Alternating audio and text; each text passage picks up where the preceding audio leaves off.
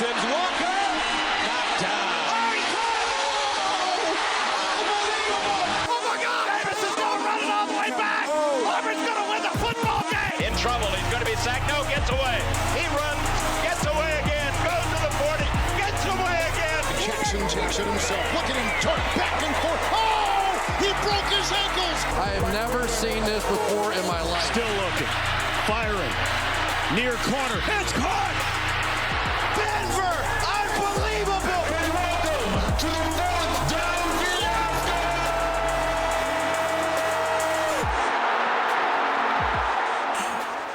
Hello and welcome to another episode of the Fourth Down Fiasco, your go-to podcast for all things football. And today is the day, ladies and gentlemen. Today we have the National Football League's first game of the season. We are so excited. As always, we ask that you rate us 5 stars on Spotify and Apple Podcasts. Best way for us to grow the show. And with me today, I have the Steel City Shaboing Boing Big Boy, Tanner Vinsky, and the back-to-back Bagels back shot buster, Eddie Weber. Oh, I really tried to get those off. Say hello to the people, y'all. Howdy. Hello. I'm the deviously down and dirty Dallas fan, Jordan Pryor. And yeah, before we dive into today's show, we do ask that you check out our new sponsor, BetStamp. BetStamp has a portfolio of the biggest names in the betting industry, like BetMGM, DraftKings, Bet365, Caesars, FanDuel, whatever you want, baby. And plenty of deals that coincide with all of these betting platforms. Everything you need in one place. Just go to signupexpert.com/fiasco and we can get it done. And today, we're going to be doing the over-unders for every team in the league. And yeah, just a little bit of outlook on the NFL season. And then in segment 2, we're going to be talking about an absolutely incredible game to start the ELF postseason, as well as kind of a blowout. Sorry, Tanner. But yes, let us begin. Daniel, would you like to take us through the over-unders, or Tanner? I don't know whose idea it was, but want to give credit where credit's due. I can just read them out. That was fine. Then we can start with Tanner, and then we can get your opinion, Jordan. Okay. We'll start with the NFC North. We did the AFC a couple weeks ago. If you didn't listen to that one, go listen to it. But we'll start with the Chicago Bears. Over under 8.5 wins for the Bears. So they're sitting right at the 500 line, basically. Tanner, what are you taking? I'm kind of high on the Bears this year, just because, not necessarily because of Caleb Williams, but because of the other things that they did during the draft. I mean, I am high on Caleb Williams. I don't. But with the other acquisitions they made in the offseason, just getting Keenan Allen, DeAndre Swift is an upgrade at running back. A lot of those types of moves, I think you're putting your rookie quarterback in almost a perfect situation. So if Caleb Williams sucks around what they have acquired, they also got Montez Sweat, I think, too. Yes. But when you have this great of a situation coming in, if he looks really bad, that's not going to be good. So I think just there's still going to be the rookie quarterback woes, and I don't think he'll be as good as CJ Stroud was in his rookie year, because that's just not really a sustainable goal for a rookie quarterback.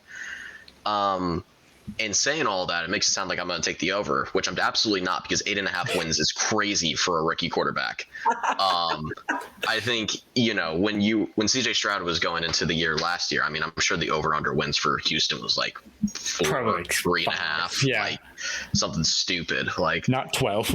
Yeah, not what they actually got. So I don't think they're going to hit 8 or 9 wins. I feel pretty safe taking the under here. I think they're going to be competitive, and I think they're going to look good in their games, and they're going to have a cool, couple of wins they probably shouldn't have had. But seeing them as a playoff contender in their first year, I don't know about all that. Jordan? I'm going to be the contrarian here. I'm going to go over. I literally by half a game. I think that they go 9-8. I think that defense. I mean, defense is good. The defense is real good. Now they actually have a competent player at quarterback who isn't going to allow for a great disparity in time of possession, which has a tendency to really fuck up defenses. So yeah, no, I'm gonna give it to my boy Caleb. I think he gonna ball out. And I don't think that it's crazy to say that, you know, a rookie quarterback can get 9 wins, because, you know, my quarterback, whenever he was a rookie, got 13. So that's where I'm at. I still don't like Caleb Williams, and I've been that way since I've seen him play in college. He'd never beat a top 25 team in college. His his touchdown to interception ratio during those top 25 teams were about even, which is horrible. And you're playing better talent in the NFL. So unless he magically got better in his decision making over the course of the offseason, but I'm gonna have to take the under 8.5. I don't like Caleb Williams yet. And if he wants to prove me wrong, go for it. But also another thing, it is crazy. They took a wide receiver 5th overall, and he's their wide receiver 3. No, that wide receiver room should be insane. Yeah. And that's why, I mean, there's a very good chance after this one season, Caleb Williams is the best passer that has ever played for the Bears. Like, that's a very low bar. What is the record? I know it's low bar. Isn't it like 6,000 or something like that? Like for career passing yards? Or it's something stupidly low for career passing yards for the Bears, isn't it? I don't know what it is. It's under 10K. You're right. It's under 10K for sure. I know they've never had a quarterback throw 4K. So that's right. Yeah. 4K in 17 games is really not that crazy. And Jay Cutler never got 4K yards? No, I think he had like. Jay Cutler has. Is this all for? I mean, most Bears quarterbacks have started like a year. There's very seldom that actually lasted a couple years. I mean, there's Jay Cutler, there's Sid Luckman. Yeah, the Jay Cutler did not have his closest he got was 3,800. Okay, 3,812 to be exact. Which I think is the record. I think that's the most that a Bears passer has had in a season. And he had 18 picks that season. Jesus Christ. That wasn't even his most in a year. 26 was his most. Oh my God. Jay Cutler. He just went out there and he didn't give a fuck, man. Dude. I've seen some crazy plays with Jay Cutler where it's like, dude, he sacrifices his body. He's also like kind of an idiot on the field, but got to do what you got to do to win, I guess. I will say the Bears' total passing leader is Jay Cutler at 23,000. So it is over 10,000. However, Mitchell Trubisky is 5th on that list. Oh my gosh, that's incredible. Nick Foles is 29th. And Justin Fields is 10th. He played 10 games, threw for 2,000 yards. Justin Fields played 40 games, threw for 6,000 yards. Jeez. Mitchell Trubisky played 51 and threw for 10,000. God damn, we gotta move on. Yeah, shout out Caleb Williams. He gonna ball out, at least according to me, and not according to anybody else. See ya, Tanner. What happens to my fucking camera? I mean, y'all can still hear me. Yeah, it's a podcast. We just got to be able to hear you, brother. All right. Well, no more of my beautiful look. Since Tanner turned blue, let's talk about the Detroit Lions. Over under 10.5. That segue though. Yeah, that was beautiful. Yeah, I think 10.5 is a very that's a line for sure. I mean, that's a lot of wins. That's expecting the Lions to do well. And I think they will do well. I think the Lions are going to get the 1 seed in the NFC. I mean, they were amazing last year. They're definitely ahead of schedule in where their real retooling was.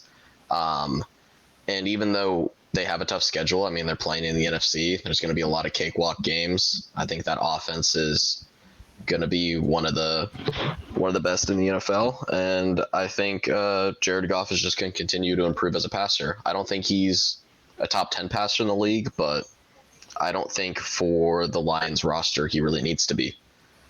So I see them winning probably somewhere between like 11 and 13 games. Fair enough. Yeah. I'll take the over as well. I have them at 11 wins on the season. Because their games against the Vikings and the Bears probably are going to be fine, but they do have a relatively difficult schedule with their out of conference opponents.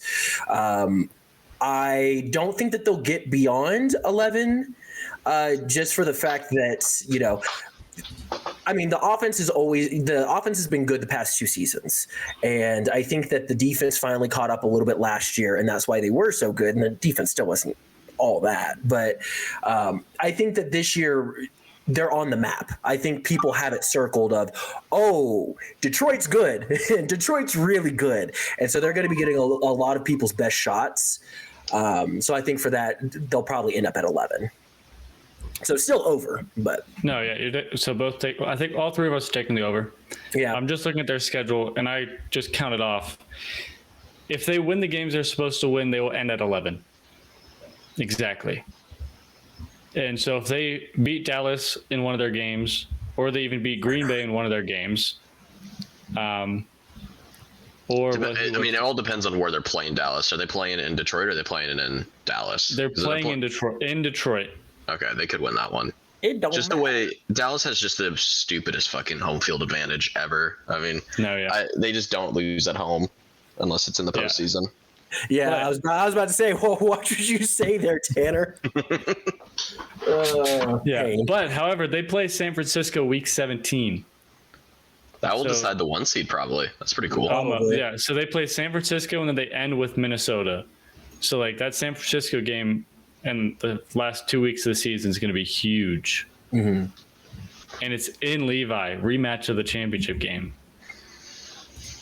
But I think they'll win one of the games that I'm not saying they're going to win, quote unquote. So I'm taking over 10.5. Word. All right. Green Bay, team that shocked everyone last year, end up stomping the Cowboys. Over under 9.5. Thank you for the reminder.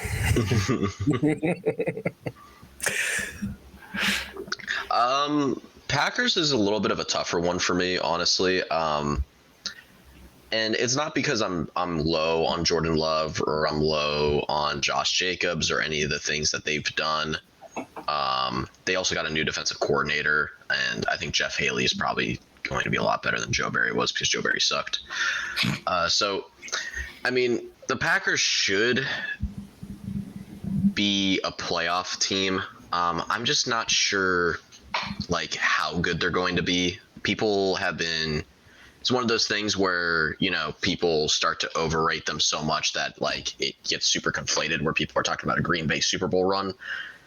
I don't see that in the cards. But I definitely see above 9.5 wins, especially just in the NFC. I think if you put Green Bay in the AFC, I probably wouldn't pick them to make the playoffs, honestly. But in a weaker NFC conference, I see Green Bay probably winning 10 games. I don't know if I see them winning much more than 10 games, but I feel pretty confident that they'd go 10-7. Double digits. Sorry, I'm looking up their schedule real quick. They start off on a really weird schedule. Yeah. They start off with Philadelphia in Sao Paulo. Then they're home at Indianapolis. Then they go to Tennessee, home at Minnesota, at the Rams, home against the Cardinals, home against the Texans, at Jacksonville. And I honestly don't know how Jacksonville is going to do, or how Arizona is going to do, or how the Rams are going to do. And then Tennessee is just a weird team in general. And the Colts. Yeah, Colts are also a weird one. I'm going to pick the under on this one. I do like the addition of Josh Jacobs. I think that he's a great running back. But I'm just looking at the schedule, and they've got some tough opponents on here. They've got the Eagles in Philadelphia week 1. It's in Sao Paulo. No, it's in Brazil. Oh yeah, that's right. They do have the foreign. I forgot. Still, though, they're playing the Eagles. Period. Full stop. They lost 2 of their offensive linemen though. No more tush push.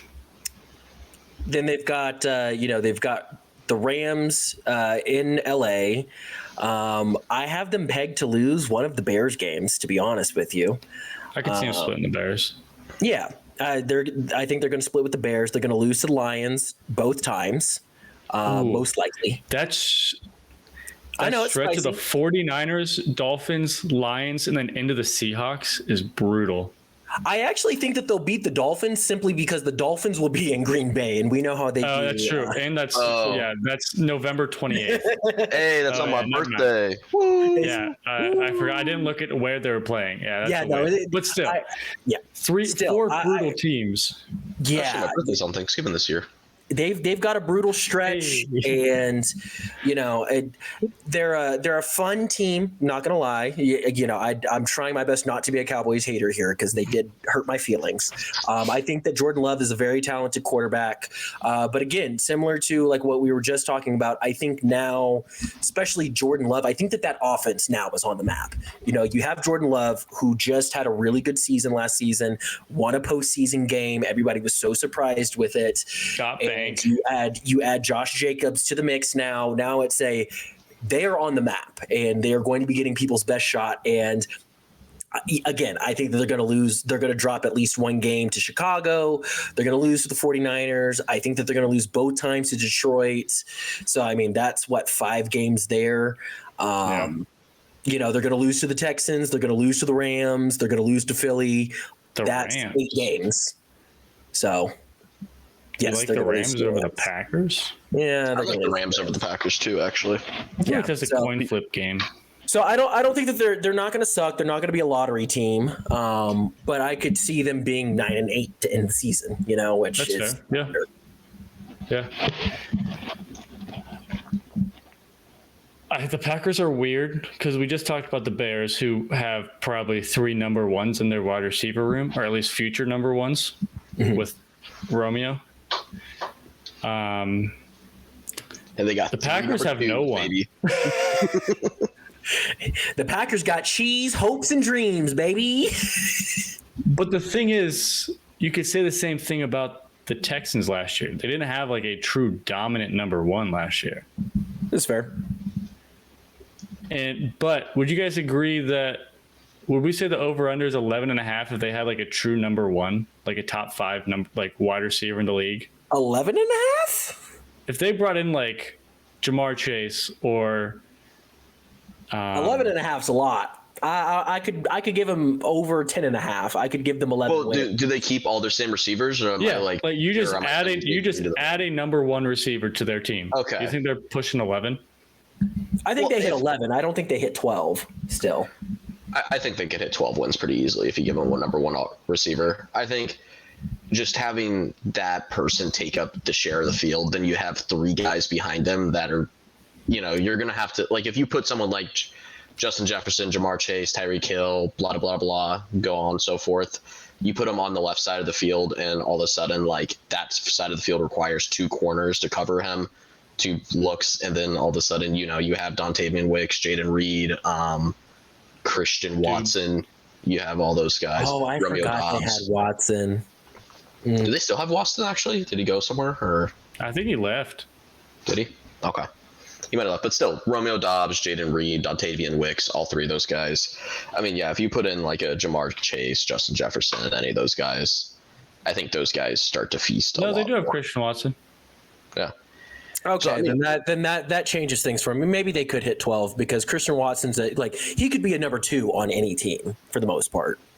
Well, that's what people have been. That's why people are high on the Packers, is they think that any of those guys could be a number 2. Like, they have 4 number 2 receivers.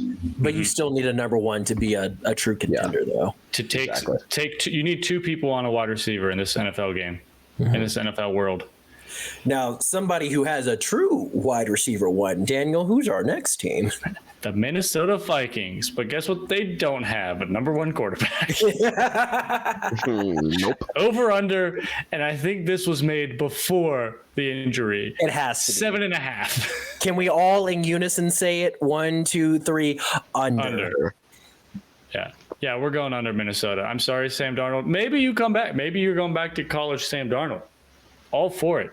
He has the resources around him to do it, unlike he had in New York. I mean, yes, yeah, he definitely, having Justin Jefferson as your wide receiver 1 is quite nice in comparison to, I couldn't even tell you who the wide receiver 1 was whenever he was at New York. Yeah, I think they're going to be a lottery team this year. It's just, it is what it is. that defense wasn't good enough to begin with, and you take away, any type of offensive star power that they would have because they don't have a QB1, don't look good. God, However, dude, imagine being a Vikings fan. our one coworker is a Vikings fan. He wears a Viking hat to work every single day. Poor dude. Shout out, Sean. Someone from Casper listens to us and Cheyenne, so I wonder if it is someone we work with. Yeah, that could be one of either Sean, Jim Deacon, or Brent Higgins. So Could be Brad Bissett as well. see, I don't work with Brad, so I couldn't tell you. True. But, however, if you use our sign-up link and bet $10, you have a chance at winning $15, well, almost $16 if you take the under for the Vikings. Just saying. Spicy. Not saying it's guaranteed, but $10 pretty close. $16? Hey, it's worth the try. That's a cup of coffee. $16 for a cup of coffee? Huh? No, I think he means $6 for a cup of coffee. $6. Right? Oh, okay. You get a free six. You get six. If you drink black coffee, it's like $2.50, brother. Yeah, That's like, who drinks I do. black coffee? I do. Right here, Yeah, Chief. yeah. You're gonna ask that. the social worker and the frat boy who drinks black coffee? Come on, brother. I don't even drink coffee, so We know. I don't All right. drink it unless it's black, brother. brother. All right, let's get into the weird division of this NFL league, the NFC South.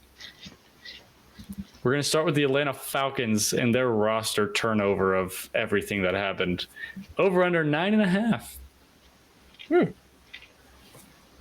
I think that's a fantastic line for them because I think they're I going to agree. win 9 or 10 games. So it's really hard to bet on because I don't know if they're going to win 9 or 10. I'm going to go over for the simple reason that they get to play the Panthers twice, and the Saints twice. I'm And assuming they they'll play split with them Pittsburgh. in week 1, baby, and I'll be there. Yeah, I'm Nice. going to that game next weekend. I'm going to the Bengals game next weekend. Nice. So that's one of their losses right there is when they lose at home to Steelers week Yep. 1. Because I'll be in the stadium rooting them on. This schedule, if they don't go like 17-0, oh my goodness. Yeah, that's kind of what I was going to get into. Just playing in the NFC, they weren't I think they were like 3rd in their division last year too. I mean, they're You have just Desmond going to, Ritter and Taylor Heineke as your quarterback, yeah. and you don't use your top running back. Come on. They're just going to win a bunch of games. I really don't see them winning more than like 11 though. Even though they have like a cupcake schedule. Yeah. I think Can I read off expecting this the schedule roster. real quick? Yeah, go for it. So they start with Pittsburgh, then they go through a tough stretch of Philly and Kansas City, both home game, or one home game, one away game. Then they got the Saints, Bucks, Panthers, Seahawks, Bucks to the Cowboys at home. Then they go Saints, Broncos, Chargers, Vikings, Raiders, Giants, Commanders, Panthers. So what is that? 1, 2, 3, 4, 5, 6, 7, 8. After the Cowboys game, they could win 8 games in a row. Well, how many we'll see how many primetime games there are because they sure as hell ain't winning all 8 of them. You got Kirk Cousins in primetime, you know? The Raiders is at 6:30. That's the only primetime game. Oh, there's a guaranteed lock. There's a loss. It's a guaranteed lock. Hey, who knows where Jay Pry the sports guy is? We need him right I don't know. We need him back. Is there like a bat signal we can sign off? Do a dip can snap? Is that how we get him back?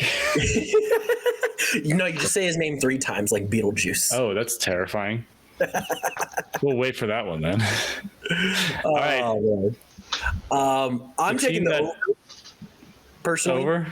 And I'm actually pretty high on the Falcons, partially because of the cupcake schedule. I think that, it's going to be 2 wins against the Saints. It's going to be 2 wins against Carolina. It's probably going to be 2 wins against the Bucks because I think that top I feel to like they bottom, could have a split better it. team. No, I think they have a better team. They might split the Bucks, but regardless, so then we're talking about 5 out of 6 still. Yeah. And they have games like the Commanders, the Raiders, the Giants, the Vikings, the Broncos. Oh my God, you weren't kidding about that last stretch. Jeez. I wish my team was playing that 8-game stretch. Yeah, me too. Hey, yours kind of is. You got a fourth I place know schedule. we have such a great schedule this year. Yeah. Over here. I we wish got- my team had an that's easy nice. schedule. Well, we did get screwed over with like bye weeks and stuff though. Yeah. Okay. Whatever, man. We're gonna be a lot of teams we play are gonna be really well rested. Okay. Yeah. Oh, My team's yeah, got to go in the fucking Thunderdome this year, dude. but yeah, I think that the Falcons are going to surprise a lot of people this year because, last year, I think part of the reason why Bijan didn't play quite as much was because they knew that they were going to have a losing season. There was no point in trying to expose Bijan to getting hurt, even as dynamic as he was. It wasn't like hey, yeah, instead of winning, 4 games last year or 5 games last year, let's win 7. Like, that's not going to get you anywhere. They got a better pick because of it. Now their roster looks better. They have Kirk Cousins. Their head coach got fired. Yeah, their head coach got fired. Kirk Cousins, while yes, he is the Tony Romo of this era, he's still a gunslinger, he still does the damn thing, at least in the regular season. And we're going to see a resurgence from Kyle Pitts, finally, the resurgence that we've been begging for years in fantasy football. I drafted him. I'm banking on it. He's going to have a competent quarterback, which he's never had in his entire career. And a competent coach. And a competent coach. And, Bijan's only going to be better. He's fresh. There was no injuries to him last year that I remember, at least.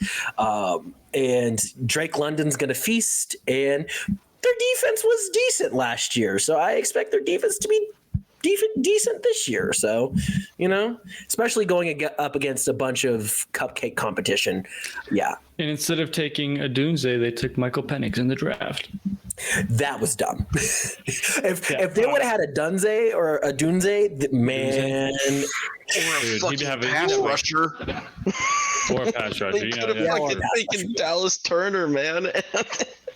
Oh my god! Yeah, if they would have used that pick properly, man, this team would have been scary. But this team's still would have still had Michael Penix in the second round, Atlanta. But it's okay. Yeah. You only ruined it.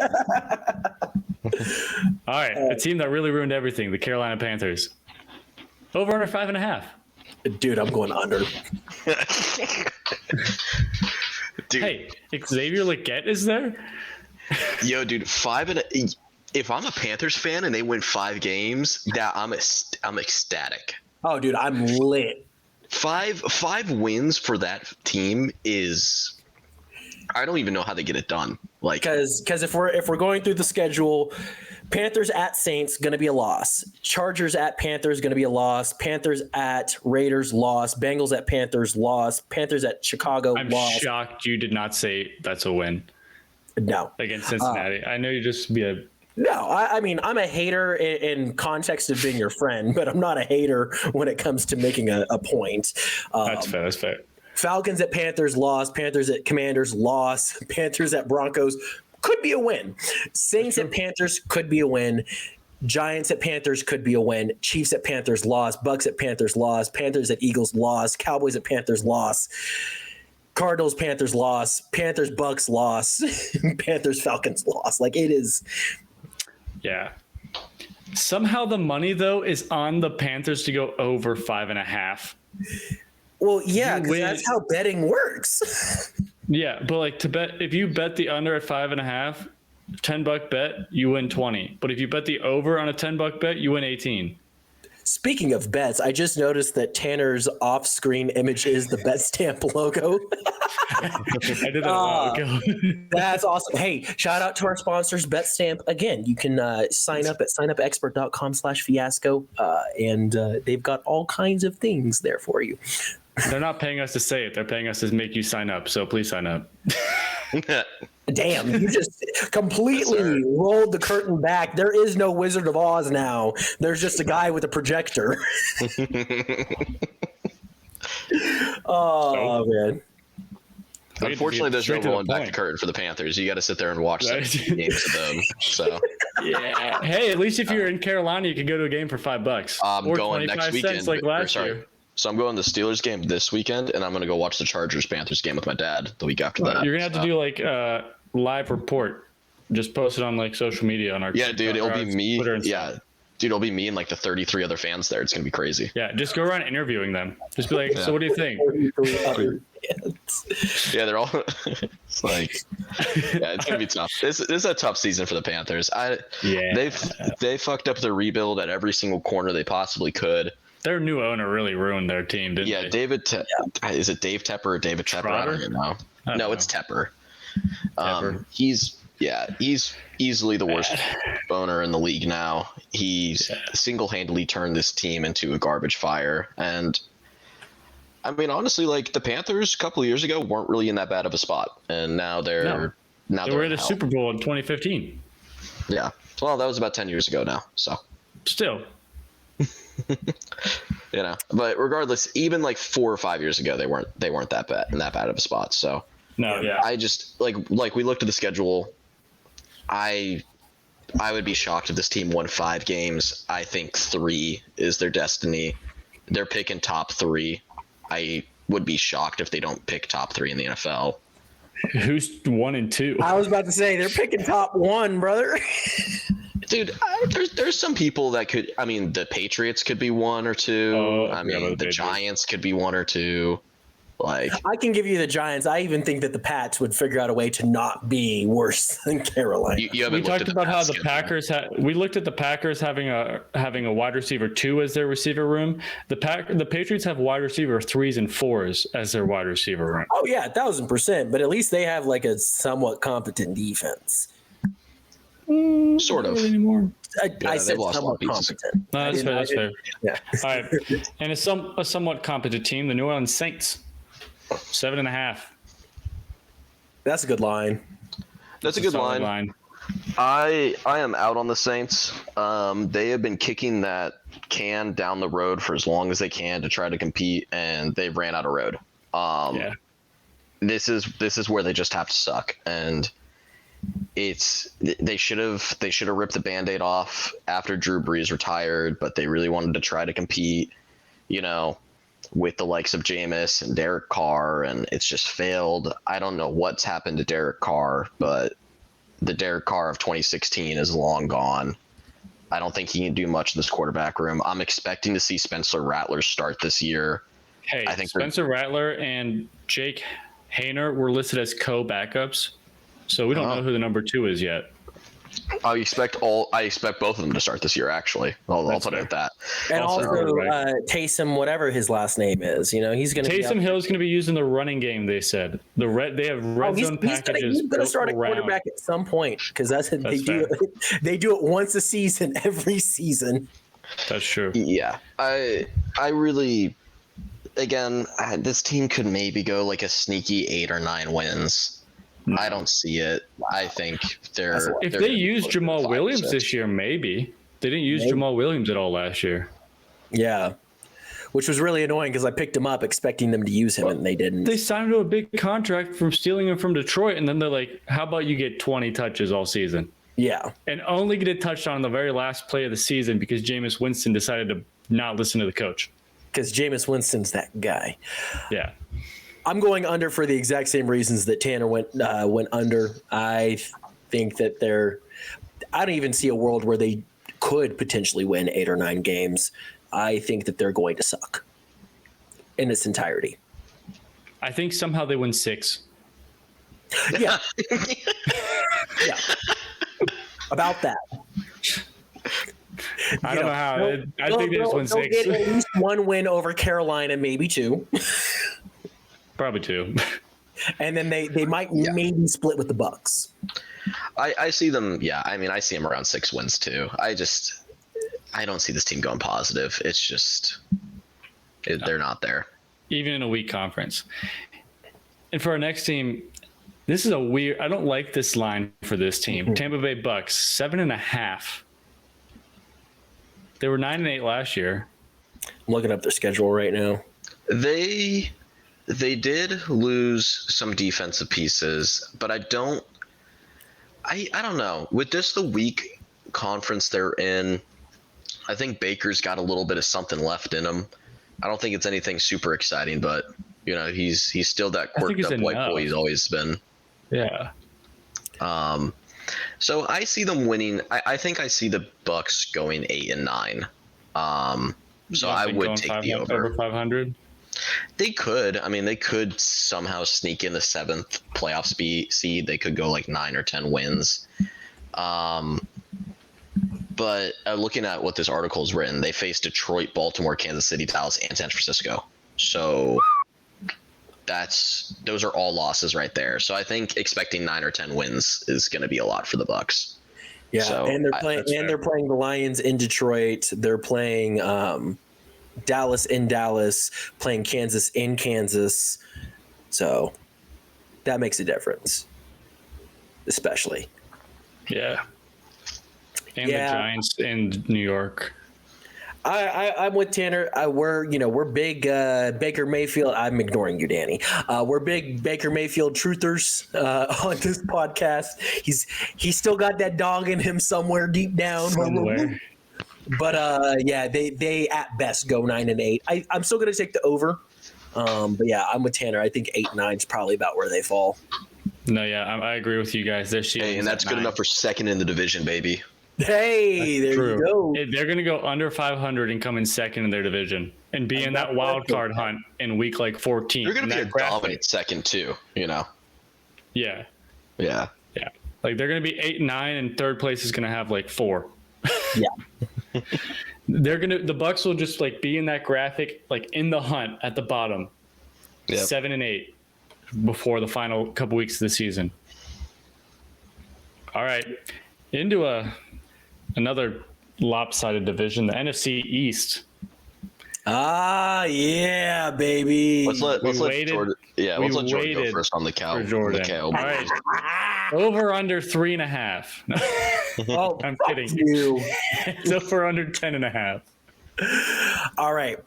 Here's the thing. 10.5 is a crazy line to just give somebody, period. That is, you were saying you were guaranteed to make the playoffs. I do think the Dallas Cowboys are guaranteed to make the playoffs. And, the given NFC. the fact that we have won 12 games the past 3 seasons, and aside from our running back room looking abysmal, our team got better. Zeke. Our team got better to some degree. So, our offensive line got significantly better. I think that Dak is going to have a repeat of last year, might even be better. And, now that the CD drama is over and he got paid, we know he's going to be on the field day one. Ferguson's only going to get better as a tight end. Ferguson's going to be a top 5 tight end this season. I'm picking them to win 12 games like they did the past couple of seasons. We're still going to lose in the first round of playoffs, but that doesn't matter. I'm taking the over. Nice. Yeah, as much as it pains me to say, the Cowboys are probably the best regular season team in football. They have an insane home field advantage yes, sir. in the regular season. The Cowboys just don't lose at home in the regular season, and they really don't lose more than like 6 games. So I expect them, honestly, I expect them to go 12 or 13 wins this year. Everyone's going to count them out. They're going to say, well, they did nothing in free agency. They had that terrible loss to the Packers. The Cowboys are going to suck. It's going to be the same thing you're going to see with the Bills this year. Everyone's going to be like, well, the Bills suck. They lost Stephon Diggs. Josh Allen's washed. Dak Prescott's washed. Even though they just both had like great statistical seasons, but they had bad playoff performances. That's just not the case. I mean, they're going to win 12, 13 games. They're going to be top 3 seed in the NFC. And, we can give Dallas the benefit of the doubt and not talk about the playoffs until we get there. So I think that's just the best way to go about it. And also something that people fail to remember, which drives me up a wall every time this time of year rolls around and people pick Dallas to win like 6 games, is Dak Prescott has like an 85% win percentage against the NFC East. And so it's the NFC East. He's going to beat the Giants twice. He's going to beat the Commanders twice. He's going to at least split with Philly and probably beat Philly twice. That's just how it normally rolls. Still going to lose the first playoff game. But, man, we are a regular season giant.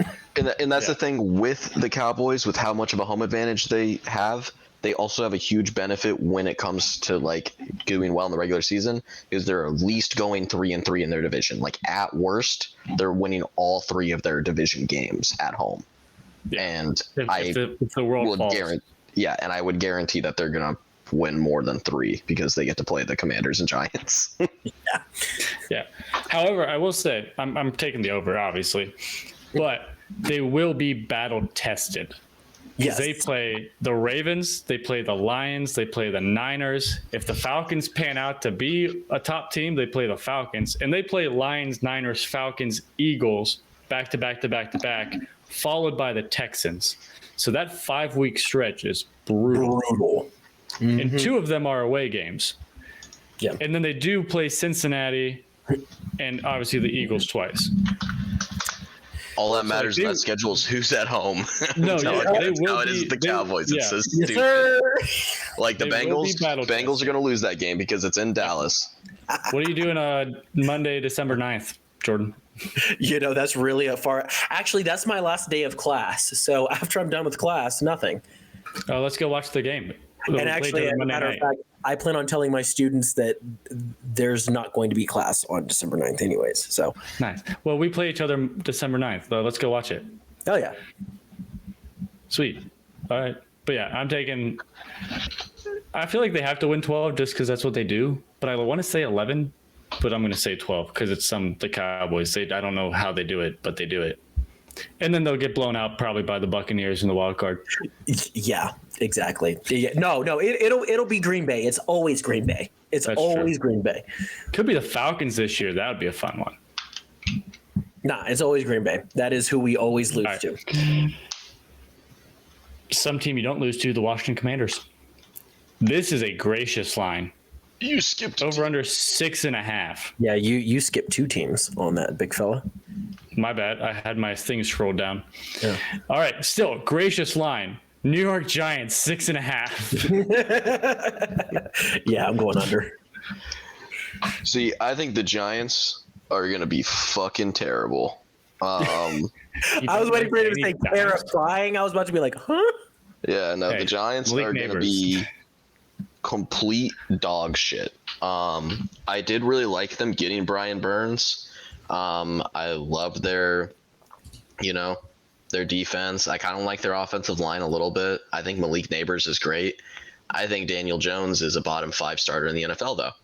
And Yes. so I think this team is going to win 3 games, and they might have a first overall pick. And you know what? If they do, that's great for the Giants because maybe they can draft a competent quarterback and they can send Daniel Jones to the UFL. Do you like Drew Lock over Daniel Jones? Yeah. Yes, 1000%. They have Drew Lock. Every day of the Lock week, might I bet Drew Lock will be starting at some point this midway season. through the season. Yep. Yeah. Oh my goodness, I don't like this either. The Giants. I don't like the Browns, but they play the Browns, Dallas, Seattle, Cincinnati, Philly back to back to back. Yeah, those are all losses, baby. Doesn't matter home or away. This loss. Yeah. Well, you mentioned Philly in that group. Sanders to the Giants. Is that a thing? Shadur Sanders to the Giants. Oh, Shadur. I thought you were talking about Little Sanders, running back, Miles Sanders. Oh Yeah, and I was like, what? no, He's Shadur. still- Tank for he's still in the Shadur. league? Tank for Shadur. Shadur Sanders is not going to save New York. I hate to break it to people. No. Hey, actually, I What? forgot about it. The Giants do have a home field advantage in that their field is so shitty that maybe the opposing quarterback will just tear their Achilles again. So You better knock on some wood, brother. that's just how. I mean, I don't be liking that bad juju. See, that's why the Steelers going to be bad this season because you out here talking shit. I'm not talking He's shit. saying I'm that just because saying, the Steelers play them in Pittsburgh. The Pittsburgh don't have to travel to New York. I'm just saying However, that the NFL Cowboys needs to step do. in and fix MetLife Stadium because there's been some of the worst injuries in the NFL at that stadium because of that freaking artificial turf. It's so bad. Yeah, the Dallas Cowboys and the Bengals play at MetLife. I mean, we play Pittsburgh does not. But I know, but like, Pittsburgh will find a we way to all lose play that game the at home. Giants. Don't worry. That's true. All right, Phillies over under 10.5. I'd go over. I'm in the same boat. I think Saquon is a great addition to this offense. Philly was good last year. They just completely shit their pants in the playoffs. But luckily they had Dallas also shit their pants, so nobody talked about it. That's fair. So they just got to hope for that again. Philly wasn't in they were in the Super Bowl recently. I still think they're a Super Bowl caliber team. I'm not sure. I wouldn't bet on them making it there again. It sucks that they lost Kelsey. They also, did they lose, what's his face? Yeah, they lost 2 linemen.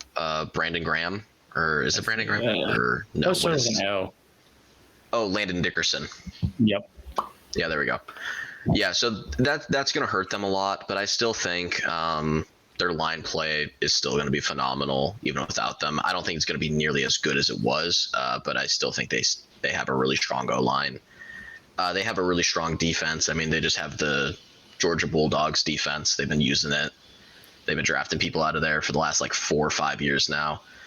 Broke, don't fix it. If it ain't broke, I don't think fix it. Philly is a sneaky 1 seed contender.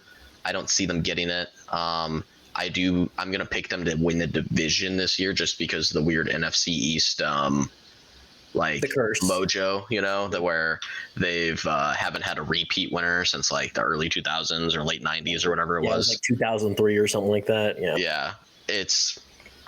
I think that tradition is still going to continue, especially while the Dallas Cowboys and Philadelphia Eagles are both good at the same time. I think when one of those teams stops to be good, then we can talk about, okay, that repeat division thing isn't going to happen anymore. But I see this team winning about the same amount of wins as Dallas, 12 or 13. Yeah. I agree. Yeah, I think I have them for 11. I have them 1 less than us just because I'm an asshole. While yes, their defense is still good, they got exposed down the stretch last season. That is true. They got exposed. Their defense fell apart. Bradbury is a traffic cone now. So, if we're talking strictly secondaries, that secondary don't be looking so good these days. So, hey, they brought in Cooper Deschamps. Oh, they brought in the white DB. DB. Listen here, I went to many a church retreat. I believe in the white savior, okay, brother? But that's not he is not Jesus, okay? He's not European Jesus. They have 2 starting white defensive backs, don't they? Do they? I think one's a safety. Oh, that's crazy. Quarterback. Good for them. Tanner? Do they have 2? I thought it was 2. They have 2 on their roster. I don't know if one's going to start. They got 2 crackers back there. Oh my God. Tanner. I hate when you do that, Tanner. While Tanner Googles that, Jordan, Washington, over under 6.5. Brutal line for the overtakers. I feel like that's a decent line for Washington simply because they're going to get 2 guaranteed wins against the Giants. They split the Giants somehow. Let me see real quick. Here's their schedule. While you Google, I'm taking under. I think they get 5. They play the Panthers, so that's 3. Saints, I could see as 4. Actually, yeah, they might go under because I'm looking at it, and they got Cowboys twice, Eagles twice. They got the Falcons. I don't think that they're going to beat the Falcons. They got the Browns. They've got the Ravens. They've got the Bengals. Yeah, they might go under. They might get 6. They got a white safety and a white corner. Yeah. Blankenship is the safety. Yep. Yeah, safety and DB. Or CB. For my Commanders thoughts though, I think that this team is still pretty far away. I like some of the things they've done. I like Jaden Daniels actually quite a bit as well. So I think they can do something, but I think that something is about 5 wins. I don't think it's much more than that. I also don't like some of the acquisitions they made. Like they went out and got Austin Eckler. Austin Eckler's washed at this point in his career. That's not really doing you anything. Traded I thought Austin Eckler was on his podcast. Oh shit. I'm sorry.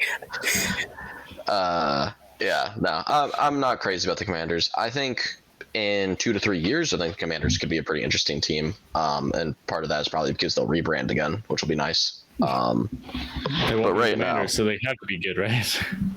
yeah, while they have the Washington Commanders logo and identity, I think they're going to be pretty bad. Yeah, those commies don't do well here in the States. Hell no, brother. Hell no, brother. And on Better that dead note, than red. let's head to the NFC West, since you guys are acting like outlaws. Arizona Cardinals, over/under with a weird team, 7.5. I love that line for them, actually. Yeah, Marvin Harrison Jr., Kyler Murray, James Conner. I think people are really low on the Cardinals, and I think the Cardinals could sneakily be better than the Seahawks this year. I can see it. I don't think they will be. I don't think I'm going to get that spicy. No. But I think they easily could win 8 games, especially in a pretty easy schedule. They're in the NFC. They were low. I think they were 4th place in the NFC. They have a pretty easy schedule going ahead of them. I just don't think they're there yet. I think they still need a little bit more time. They need more retooling. You still have to play the Rams twice. You still have to play the 49ers twice. They usually lose to the Seahawks in their division games as well, so that doesn't bode well for them. So I'm still going to go under. I think they're probably winning about 6 games, but I would be really happy if they did win 8 or 9, because I think they're moving in the right direction. Exact same thoughts on this side. I'd probably say 6, maybe 7. Just because they'll lose both to the 49ers. They'll lose at least 1, probably 2 to the Rams, at least 1, probably 2 to the Seahawks. And by that point, we got 6 games loss. It's hard to overcome that if you are the person who always gets smacked down in your division. Yeah. I will say I'm with Tanner on that. They need a couple more years, but I feel like their offense can be pretty good in a couple years. They drafted Marvin Harrison, they drafted Michael Wilson, they signed Zay Jones, they have Trey McBride, they have Austrian hero Bernard Seikovits, who probably won't touch the field at all. No, but it's okay. Yeah, but they have James Conner as their running back. DJ Dallas isn't the best running back, but he's not the worst. And then they have Kyler Murray and Desmond Ridder. Well, actually, no, they just cut Desmond Ridder. So they have Kyler Murray.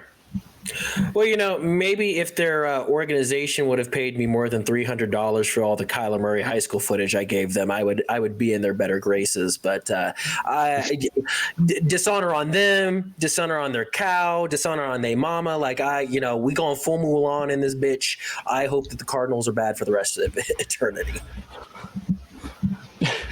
All right, so Jordan's taking them to win 1 game forever and never.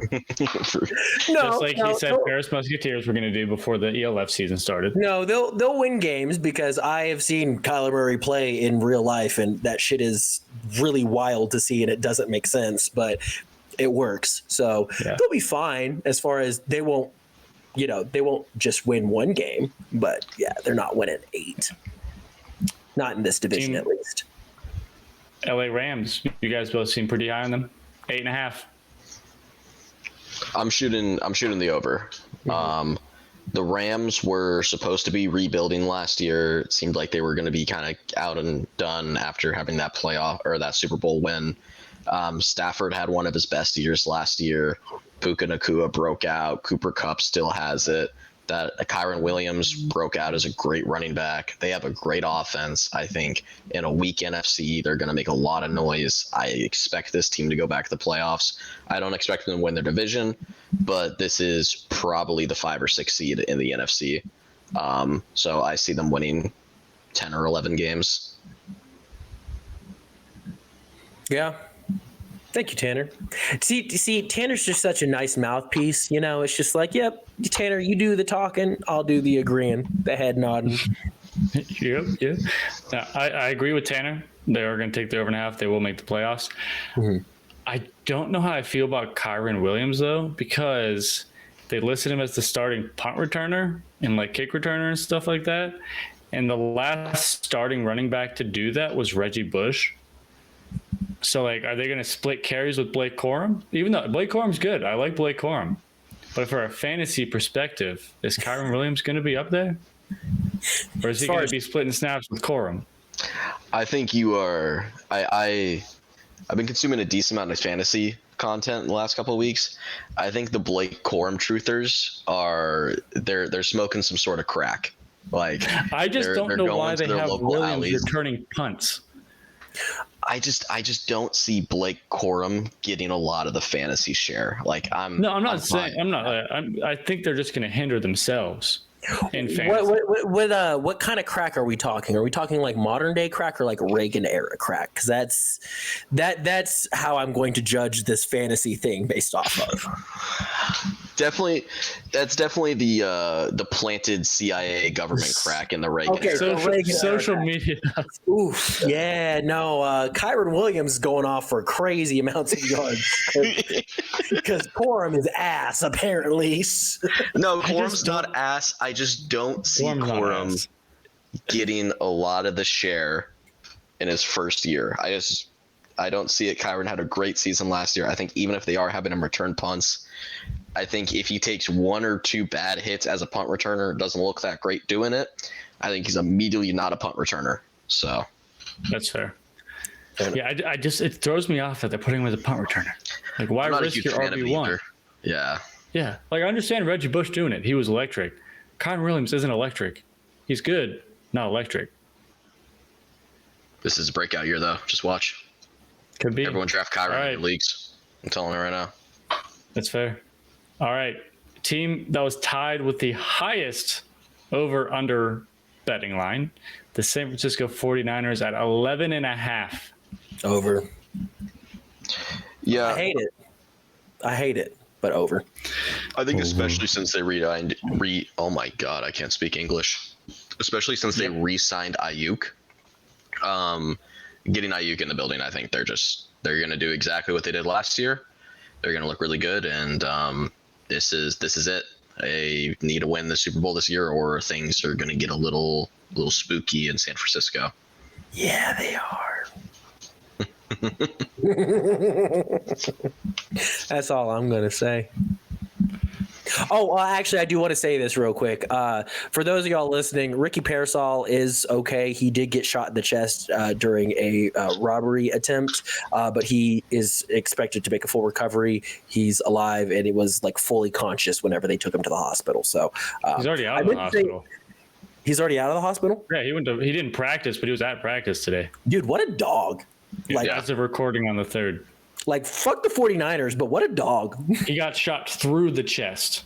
Yeah, like it exited. Not in the chest, through the chest. Through the chest. Like, yeah. So I meant to make a mention of that at the beginning of this episode and kind of forgot. But yeah, no. Homie's fine, and homie's doing dog things, apparently. And what you should probably not do is wear a Rolex with no security in San Francisco. Or learn how to fight. I don't know. Can't really do much without when someone has a gun. I don't want to go into tangent, but I just think it's fucking bullshit that some 17-year-old kid shot this guy over a goddamn Rolex. Like, it's so unfortunate. Yeah, maybe, when you're in downtown San Francisco, you should know better, but you shouldn't have to know better. Like, that's just not where we need to be as a society. And it pisses me off that this happened, and we're so insanely lucky that he didn't die, because that would have been just an awful thing. Yeah, especially right after that hockey player. Forget his name. And we already had an NFL rookie die this year. The Vikings. Vikings corner. DB. Yeah, and so just absolutely horrific situation. Thank God he's okay. And I hope he balls out. It was awesome to see B-Rob come back from that shooting like nothing ever happened, and he's arguably RB1 on that team. And I hope Pearsall has a great career too. Yeah. I saw a video the other day. It was like it was an American that moved to like Europe and stuff like that. And they're like, basically the United States is a third world country with a Disney World facade, making it all look happy and good. The Gucci belt. Like, you're not wrong. It's Gucci belt. Yeah. However, back to football. Yes. Back to The last team in the NFL over-unders. Seattle Seahawks. I feel like this is a pretty solid bet. 7.5. Yeah, this is exactly where I'd put him, actually. I think 7.5 is great. You put him at 7? I think I put him at 7. I'm trying to think if I still have him at 7. I'm fighting between 7 or 8. I think I could go either way on how they're going to go. It's first-year head coach. I'm out on Geno. I was in on Geno about 2 years ago. I'm out on Geno at this stage. Even after last year? Like being in or out on Geno? You in. He had a pretty good year last year. He was fine. I don't see, like, he had an okay year last year. He didn't have like a great year. He had a great year for him, and he didn't really elevate it. And he had the highest completion percentage in the NFL. But I don't know how many of those were check downs compared to air yards. I looked up Geno Stone. I wanted to go check his. Hey, that's the wrong one. With the Bengals. Yeah, I gotta go look at it. I mean, I don't think he's. I don't hate Geno. He has a good wide receiver core. He has a good offense around him. I just think he's like a below average starting quarterback, and I don't think he's going to take you very, very much I just don't think he's going to do a whole lot. He's not going to take you deep into the playoffs, but he's like right in the middle of the pack of starting quarterbacks in my book. I'm a little bit lower on him than that. I mean, yeah. You have Daniel Jones starting quarterbacks and Desmond Ridder last year. Yeah, I'm taking Geno over those bums. But yeah, I mean, looking at his stats, they're okay. They're 3,600 yards, 20 touchdown, 9 picks. That's about that. Yeah, those are stats, you know. They're there. Yeah, they're there. I'm looking at them. All right, so over under. What are you going? Pick right now. 3, 2, 1, go. I'm gonna go under. I'm gonna say they're gonna win 7 games. Jordan. I'm gonna go over, but they're gonna win 8 games. I think that's what it's gonna be. Just because I think that they'll probably beat the Cardinals twice. I don't know. Somehow, some way. I don't know what their schedule is actually. Do they have an easy schedule? They start with the Broncos. They have the Patriots. The Broncos, Patriots back to back. Then they have the Giants. Damn, they might win 10 games. No, the Vikings, the Bears. They start off really well, but then the second half of the schedule looks they always fall off, yeah. Pretty. But then they have the Vikings and the Bears to help end it, with the Cardinals thrown in twice. But they do have like the Bills, Rams, Niners, Rams to end it, Packers, Jets. Yeah, I'll give them 8. I'll give them 8 wins so I can be over. Just so I can disagree. Yeah, I was gonna go 8. I was gonna go 8, 9. Somehow, they're gonna win a game they're not supposed to win. Mm-hmm.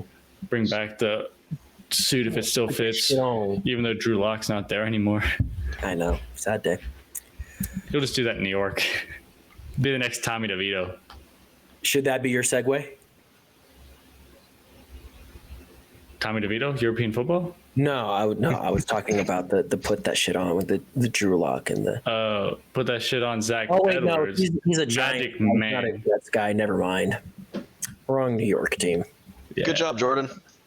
Really just butchered that. Dude, I'm tired, brother. Leave me be. We've been on this pod for over an hour now. Okay. Now we get to go talk about the ELF for like 15 minutes. Heck yeah.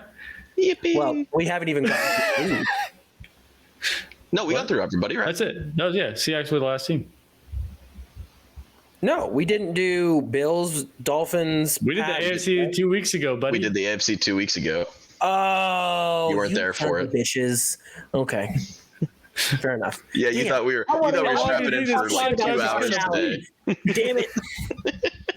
I wanted to talk shit about y'all so did because I fell asleep to that pod. Tanner, you have a soothing voice. I hope you know that. He has a great voice for radio. Oh yes, like and a great face. I put that shit on because I was having a hard time falling asleep, and then Tanner just carried me away into La La Land. It was great. So basically, what our co-host said is fall asleep to our podcast. Yeah. Hey, dude, best way for us to grow the show. Our watch time going up. Yeah. Well, cool. right. Then we will be right back after a word from our sponsors. And then, yes, we will recap the playoffs from the European League. Ooh, and it was spicy. Mega spicy right after this. You're the proud owner of a business, and you've got it all. The hustle, the bustle, and the occasional office kitchen mishap that turns into an alarm-triggering emergency. Oh! But fear not. Western States Fire Protection is here to turn your workplace into a disaster-free zone.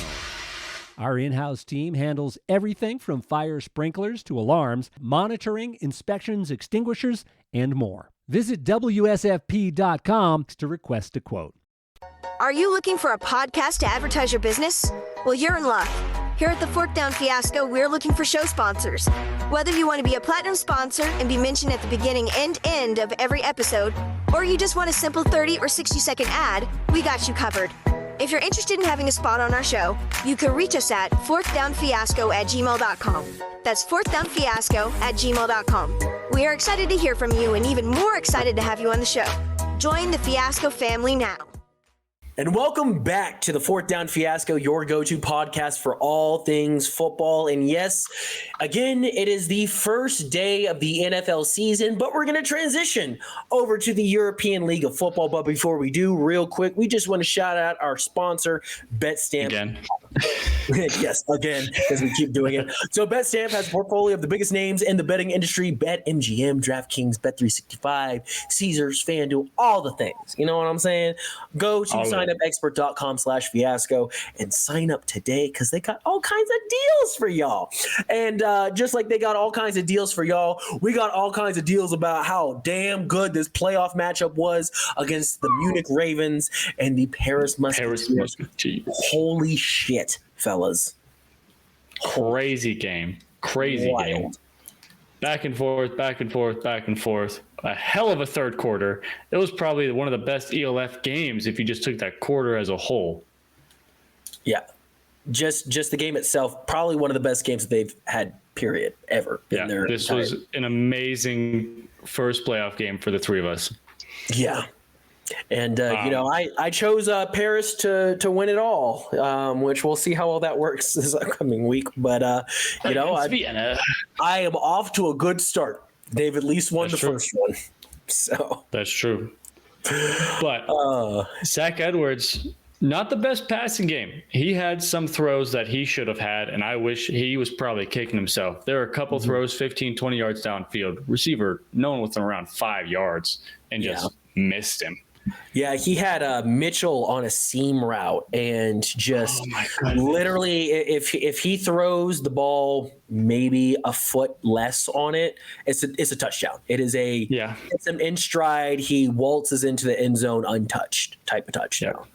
Yeah. It was not his best passing showing. He did enough to win them the game. Yep. 17 attempts, 73 yards with a rushing touchdown. And that rushing touchdown was insane. Hurdled a guy and then got laid out, hit straight in the middle of his back. Helmet popped off and just landed in the end zone. And then got up and just started screaming. Thor style hair just flowing everywhere, bro. It was some shit out of a movie. It was crazy. But the MVP of this game, unless you're talking about defense, but the offensive MVP, Fuwombo. He came off on the last couple weeks of the season. Where's number 45 as a starting running back? Just an absolute weird animal. Dude, that is a psychopath. If you're rocking a number 40 anything as a running back, people need to fear you coming down. Tanner, what's your thought on 45 as a running back? Is it 45 or 40? He's 45. 45 is kind of an ugly running back number, to be honest. 40 though. 40 goes hard. It's kind of like 30. 30 is a hard one, but 35. I feel like 10s are kind of hard, but 45, ugly. However, stat line not 17, 110, and a hat trick. 3 touchdowns. 3 times. When they needed him the most, too. Yeah. Yeah, Paris doesn't win this game if it isn't for Vombo, for sure. No, not at all. I do also want to shout out real quick, because I wrote that article the other day about the MVP race, listed off who I think is, top 5 MVPs. I gave an honorable mention to Chad Jeffries, and it was kind of like he's the best, he has the most passing touchdowns out of anybody in the ELF, so it felt like he had to be in there. And I will say I'm giving him his flowers now. Chad Jeffries played his ass off in that game and made some insane throws, especially down the stretch. Chad Jeffries, you had every right to be in that top 5 MVP discussion. Forgive me for not recognizing your game, brother. That was blame Jordan, not fourth down as a whole. Yeah. Blame me, not the other two idiots on this pod, just me. I disagree with the rushing stats they have on this page. He definitely had more than 21 yards rushing because when he needed to escape that pocket, he could run. Yeah. And I don't know what that play call was. I think they ran it 3 times where they did the fake handoff. Like they pulled the tight end, faked the handoff, and then he just did a 360 and took off the other way into a speed option with the running back. It was one of the craziest offensive schemes I've seen. No, yeah. I mean, especially offensively, Munich came to play, man. However, they did shut down their number 1, Malik Stanley. If you shut down Malik Stanley, that Munich honestly shouldn't have put up almost 40 without Malik Stanley in that game. Mm-hmm. Well, I mean, that's just one of those things of players have gravity. Great players have gravity. Mm-hmm. And, Stanley's been good all season. I say shut down, but he still had 87 yards. Yeah, I was about to say he still had 87 in a tud.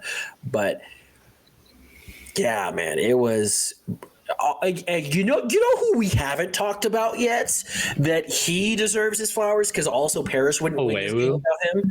I was going opposite. Austin Mitchell, yeah. Dude, Austin Mitchell, man, that brother gets shot out of a cannon every time he touches the ball. That shit is crazy.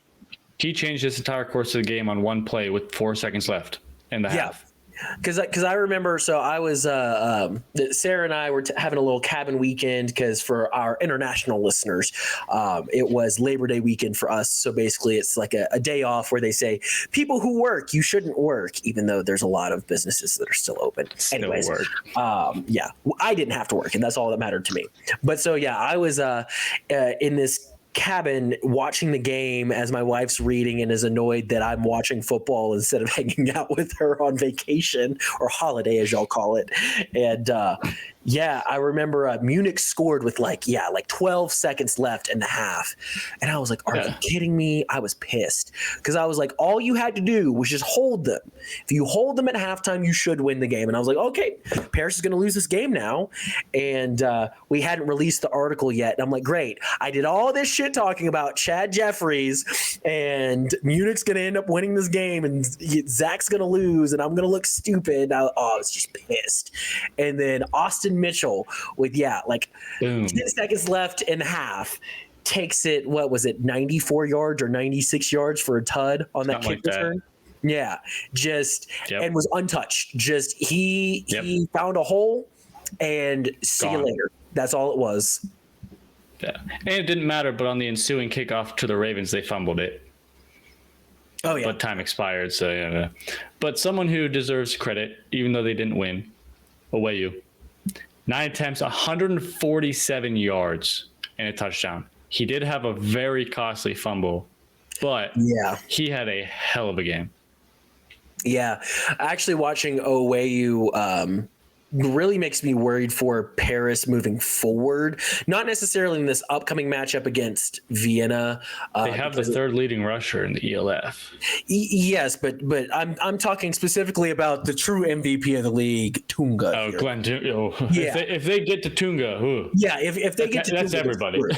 There's because Oweyu was just running all over them, bro. There was no answer for it except for the one time they stripped him. Yeah, which was a great play. Both of these rushing defenses decided not to show up on Saturday. Yeah, because both of them had 17 attempts or almost 30 attempts with 17 completions. But almost both over 200 rushing yards. 29 attempts for 215, 34 attempts for 184. Honestly, stat-wise, if you look at this game, Munich won that game. Paris found a way to win. I mean, 23 points in the third is insane by Munich. Yes. Paris tried to throw it away in that third quarter. Mm-hmm. Yeah.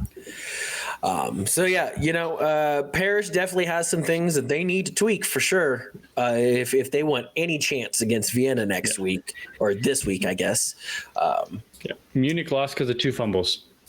Yep. If you bring one of those fumbles back, they probably win the game. They would not. Well, yeah, because that scored against Paris. That first fumble with Ayew on that following drive, Paris scored a touchdown.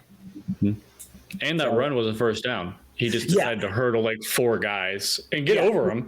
Not only was it a first down, but they were getting deep into Paris's territory too. They were on like Paris's 30 or something like that. So worst case scenario, you at least walk away with a field goal or something. And Paris did leave 5 points on the board though. 2 missed field goals. Yeah. And 4 points. 2 missed field goals and a failed 2-point conversion. So that would be 8 points. 6 points. 2 missed field goals. Extra points. Points. I was like, hold on, brother. I'm like, wait, all of us are fucking up the math. My brain was like, oh, it's 1 point. This is why we talk sports and why we don't teach statistics, okay? Or English, because I mean, I basically teach English. What do you mean? You teach speaking. I teach public speaking, which is basically English. That's fair. All right. However, Paris left 4 points on the board, while Munich could have left 14 with those 2 fumbles. Yeah, for sure. But I mean, again, just every moment of this game was just exciting, and it was a hell of a game. And that last minute score by Paris, crazy. I had a feeling going into the about midway through the third that the last team to score was going to be the winner, and that's what the Ravens had a chance to tie it. They had the timeout to tie it, and they had that 15-yard penalty on the kickoff because the number 9 on Paris being an absolute idiot 2 times in the game. Ravens were in prime spot, and the Munich defense bailed them out and got a sack on the first play of that last drive. And the Ravens had to burn that timeout, and it ruined their entire drive. They started at the 4-5-yard line. They needed 20 yards to get into field goal range because their kicker can do it. Yeah. I mean, football's a game of inches, and if you can't be long enough, it's just not good. One thing you didn't mention about Mitchell, he had 192 return yards in the first half. The entire second half of the game, they refused to kick it past the target line. The Ravens decided to take the penalty and put him at the 40-yard or the 30 or 40-yard line every single drive, and rely on their defense rather than trying to tackle Austin Mitchell on the kick return. Dude, I've never seen anything in my life like that. That is gravity. Wow. Love it. Devin Hester didn't even get that. I mean, there were some people who I'm sure that there was at least a game or two where that happened, but I'm picking up what you're putting down. Yeah, not as viable as a whole half, which was as crazy. But yeah, the next week, Paris, Vienna, or I keep saying next week. This week, Paris, Vienna, semifinal game. Who you taking? Might as well talk about it now. Yeah, might as well. I will be cheering for Paris. That's what I'll say. Okay. Tanner, who would you be cheering for? Yeah, I'm also cheering for Paris. I mean, I've loved what Paris has done this year, but yeah. I don't think they're there yet. Yeah. Yeah, their offense is there. I think that their offense is every bit as good as Vienna's. Depending on if Jordan Bois comes back or not. Or if Magic Zach can make a throw. also yes.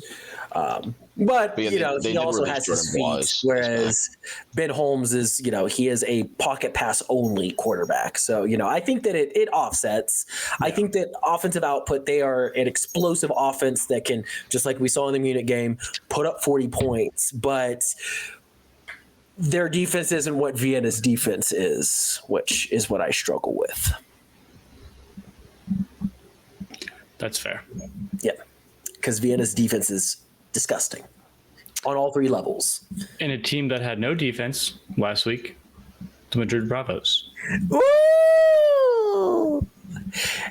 You know, as a, I don't know if I can consider myself a Madrid Bravos hater just because I'm like, even with the whole Barcelona thing, but it was satisfying. Sorry, Tanner. At least his team made the playoffs. You know, hey, his team won more than 2 games, if we're being completely honest about it. They made the playoffs. And we're the only analysts to choose them to make the playoffs. This is true. Ooh, yeah, Look at Tanner, us. talk your shit. Look at us. Who would have thought? I mean, it's not too shocking. I think pretty much everybody knew going into the weekend that, yeah, Madrid stole that game early in the year, but it was a steal. It wasn't because Madrid was better. I think Ryan just went in too comfortable. It was an expansion team. They thought they could just kind of walk their way in like they were a Prague or a Milano or something. And they learned pretty quickly that that's not the case. And they definitely took them seriously this time around because they want to. I think it really that game really slapped Ryan in the face, and they got their shit together fast. Yeah, they did. Oh yeah, I mean we saw it. Well, they lost to Madrid, and then the following week they had that really close game to Paris, and it was I don't know what kind of talk that they had in the locker room afterwards, but then they just started beating the absolute dog shit out of people. Yeah, I don't know what happened. Yeah, I don't know either. And it's one of those. Clark went fucking nuts. He was like 7 of 8 at halftime for like 190 yards. Yeah, finished the game 12 of 17 for 232, 4 tuds. He had the 1 pick, but wasn't it deflected? Do I remember that correctly? I don't remember. Okay. Well, regardless, if you can score 4 touchdowns, you're allowed to get the 1 pick. That's how I see it. A 4-to-1 ratio is perfectly fine. Then Glenn Tunga did Glenn Tunga things. 11 rushes, 143 yards, 2 touchdowns. Also had a reception for 24 yards. Quofi, though. He balled out. God. Dude, it must be nice to have a homegrown wide receiver talent like that. Literally no one else needed to catch the ball. He had every single reception in the first half.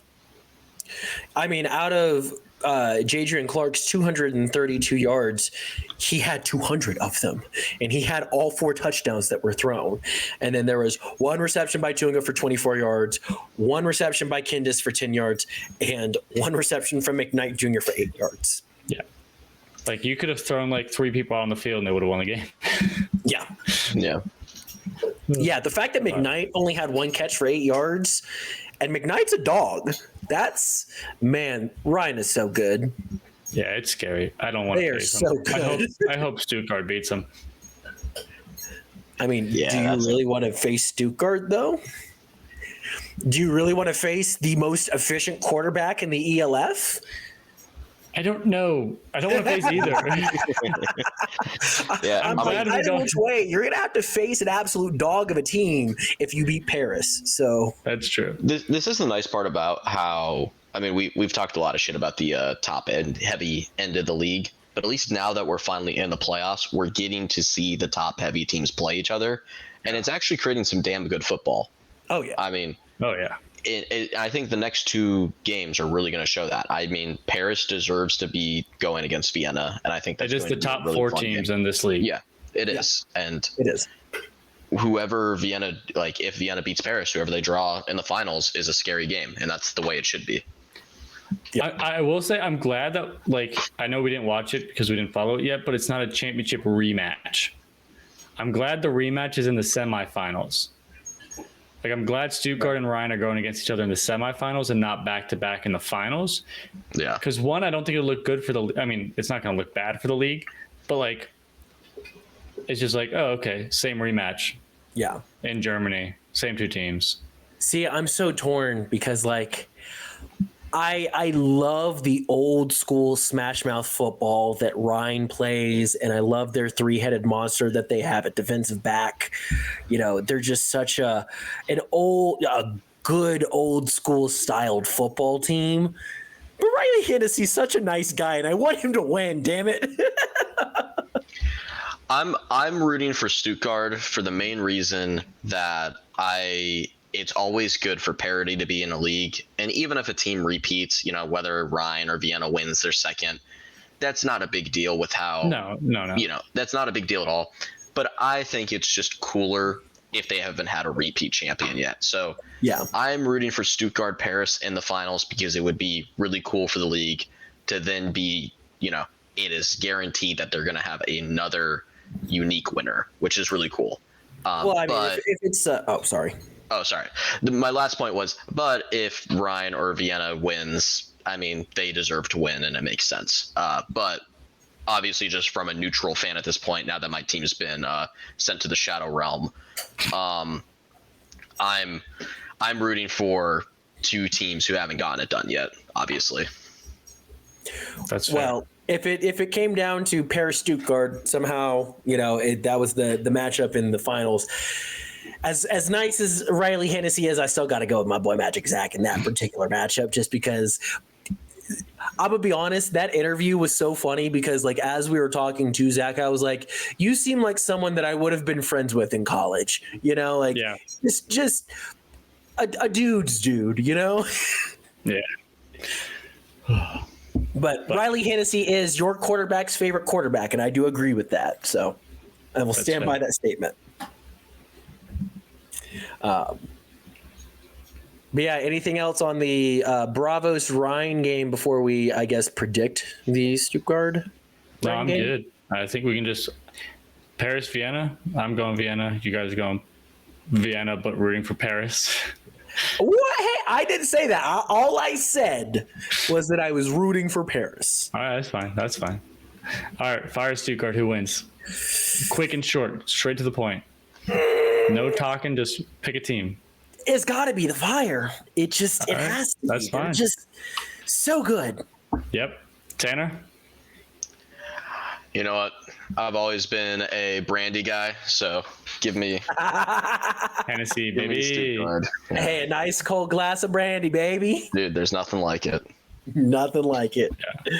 All right, I'm going Stuttgart. I think Riley's going to leave it all on the field for his last season. Fair enough. Fair enough. Yep. Hey, you know what? I would love the storyline either which way, you know. I think Ryan is just an exciting team, but at the end of the day, if we're talking about people that I like, just because I've talked to Riley and Glenn Tunga keeps ignoring my DMs, yes, I'm talking to you, brother.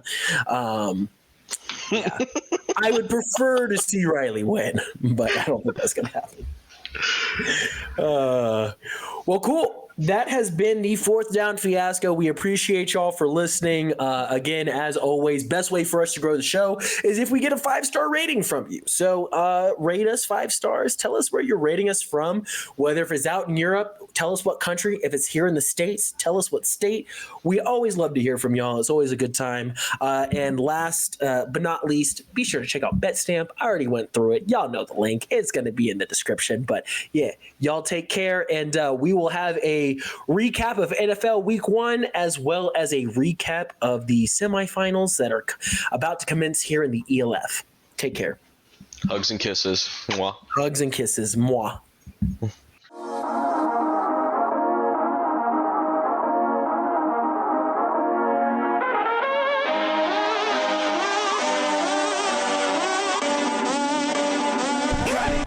Well, I like school, and I like football, and I'm gonna keep doing them both because they make me